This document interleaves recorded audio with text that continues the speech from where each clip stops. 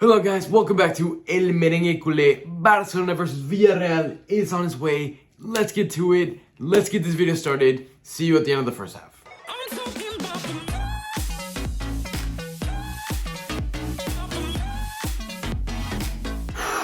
Alright guys, what a first half we just saw. First of all, I just want to say, I do not know how this half is still 0-0. But honestly, quite frankly, Villarreal has had so many chances to score. But I mean, in general, both teams, we have just missed opportunity after opportunity after opportunity. And that kind of goes to encompass the first half. Both teams are playing to the mistake of the opposition, right?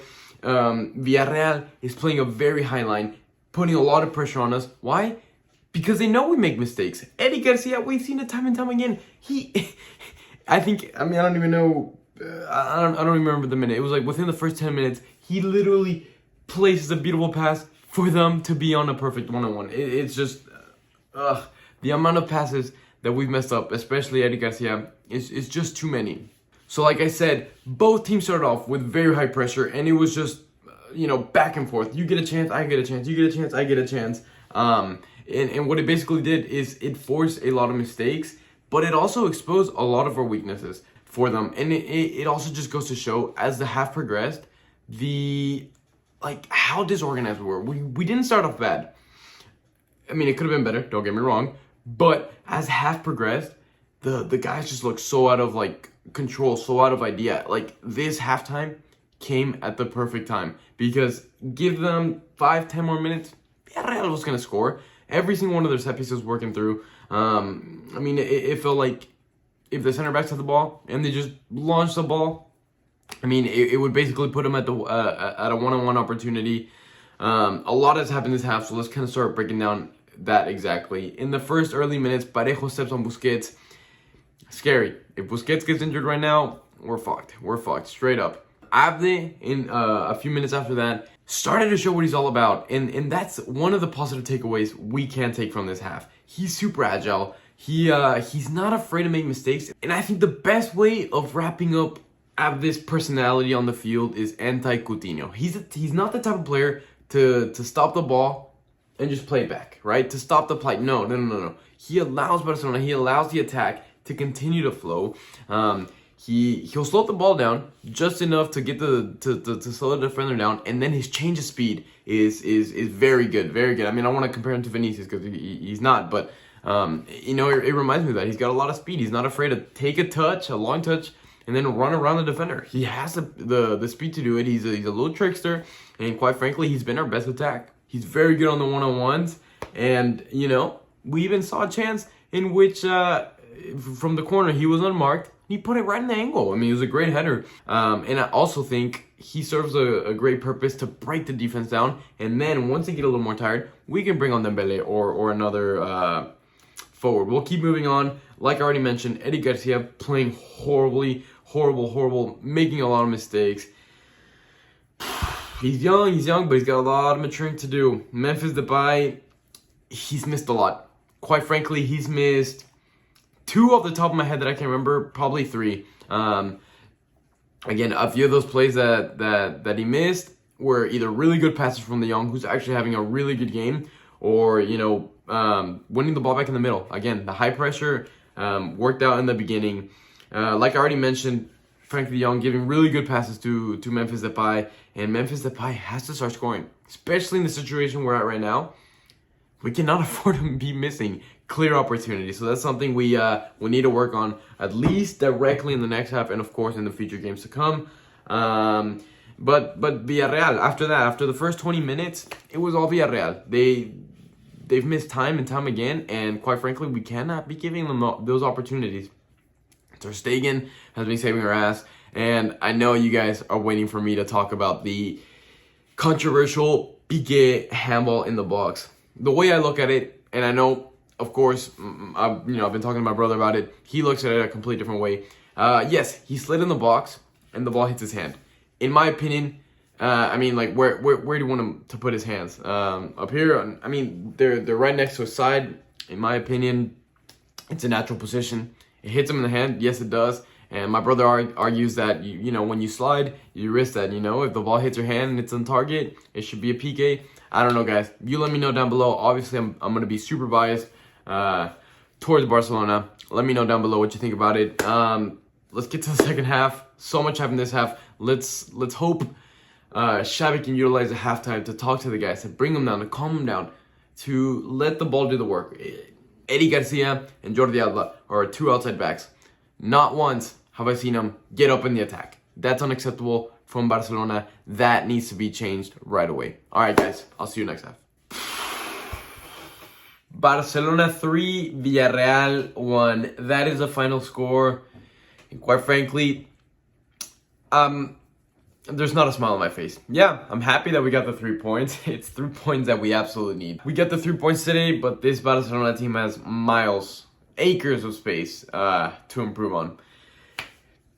So let's get to what happened this half. First of all, we started off the half, and we actually got the goal that we needed. The first thing that stuck out to me was that Abde continued to mark the difference in his one-on-one capabilities. Again, almost every single time he tried to take the player on, he was successful. He got past the player and then let the ball do the work. The other thing, Jordi Alba getting involved in the attack. We mentioned at the end of the first half, Jordi Alba needs to get in the attack. And he does, and look what happens. With a little bit of luck, the ball falls to the young, and, you know, we're up 1-0. We're up 1-0, quite frankly, against a run of play.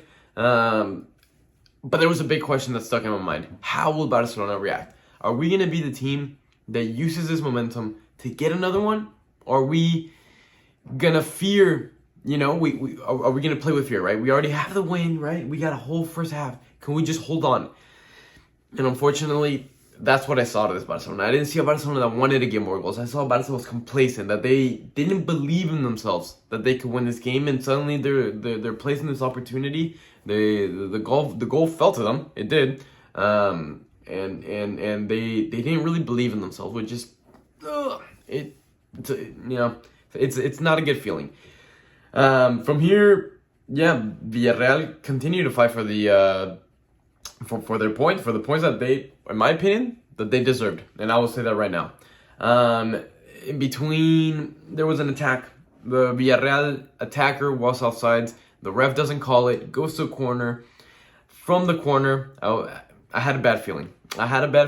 The ball goes across the box, but the big controversial play, another one of the big controversial plays. Eddie Garcia, like a bear, grabs, I think it was Raúl Albiol, and he falls. In my opinion, in my honestly and true opinion, that's a clear PK. That is a clear PK. He held him. Yeah, maybe he wasn't going to get to the ball. I mean, whether Eddie Garcia held him or not, but grabbed him, that's a foul. That's as clear of a PK, if you ask me. The ref didn't give it. But there's one thing that stuck out to me. My goodness, Eddie Garcia, he's not ready. He's not at the level. He is not at the level. He, as Karim Benzema would put it, he's playing against us. In all the passes that he messed up in the first half, quite a few in the second half as well. The PK opportunities, and it's not the first time this happened. It's not the first time. Let's be honest. Eddie Garcia, for me, he's not at the level. Around minute 65 is when Dembele comes in for Abde, but it's also the same time in which Villarreal at this point is controlling the game, and they're growing in confidence. They're taking more shots. They're taking more and more shots. And again, I'm thinking, is Barcelona gonna defend? I mean, because at this point we see Barcelona's stance. We're not looking for another one. We're defending already. Minute 70. 20 minutes left in the half in the game. Plenty of time, but they're defending. And my question is, are they going to defend with the ball or without the ball, right? Are we going to give them the ball? Are we going to lock ourselves in? Or are we going to, get the ball, work a little bit up, get some pause to the game, right? Don't make it be so back and forth. Slow the game down. We have the players to do that. Busquets, Frankie de Jong, of course. They're players that, in my opinion, play best when the game is slowed down, when we have the ball on our feet. But no, we could not find our footing at all. And this is when Villarreal is growing. Minute 74, I think it was Trigueiros. Pretty big miss. Shoots it over the bar, and they continue to grow. And you see it at this point. You know what's gonna happen. Minute 76, Chukwueze gets the goal. It took two passes to get him in on a one-on-one. 2 passes. That's it. That's all it took. I mean, Barcelona was playing with fire. And we knew exactly what was going to happen. We didn't know how to handle the game. And was I surprised when we saw ourselves, go 1-1? I was not surprised. You look, okay, what can Barcelona do at this point, right? You look at the bench. There's not much. At this point, we could bring in Coutinho, but Coutinho's a hit and miss. You don't know how he'll react. With Dembele, I mean, he came in and Dembele was a defender. Dembele did not attack. Dembele played as a defender. So you look at Coutinho, you're like, what can he offer right now? I don't know. Is Dest match fit? I don't think so. I mean, apparently not. He didn't play. So again, it just leaves more and more questions. And yeah, I at this point I'm thinking Barcelona's lucky to come out of this game with a tie.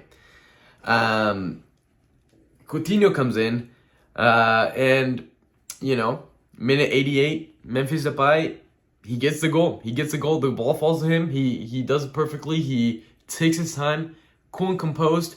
Almost missed. Not even gonna lie to you. He almost missed. Ultimately, the ball goes in the back of the net. I could not believe my eyes. This is daylight robbery. We're robbing points that we don't deserve at this point. I mean, based on our playing style, we do not deserve this point. And then I thought to myself, you know what? Coutinho, at this point, his style of play where he puts in a lot of pause into the game, right? He stops the flow of the attack, if I'm being honest. Could actually be a good thing. And sure enough, he gets the ball and he allows us to get up a little bit. He allows us to hold the ball in the corner because he is a good dribbler. Gets in the box and gets a PK. And at this point, I'm fucking laughing. I'm like, how the hell is a game that... How the hell are we about to find ourselves up 3-1 in a game that, quite frankly, and I keep saying it, we did not deserve the points. He gets the goal, and then to top things off, a few minutes later, he almost scores a bicycle. I'm laughing at this point. We get the 3 points, guys. We needed them. It's true, but not a pretty scene. We have a lot of work to do, guys. Yeah, I'll leave it at that. I'll see you guys next video. Again, very happy with the 3 points, but we need to do better. Guys. I'll let you guys go. I know this video is dragging on a little bit, so with that being said, guys, thank you for watching. Hit the subscribe button, hit the like button, and as always, peace, cabras.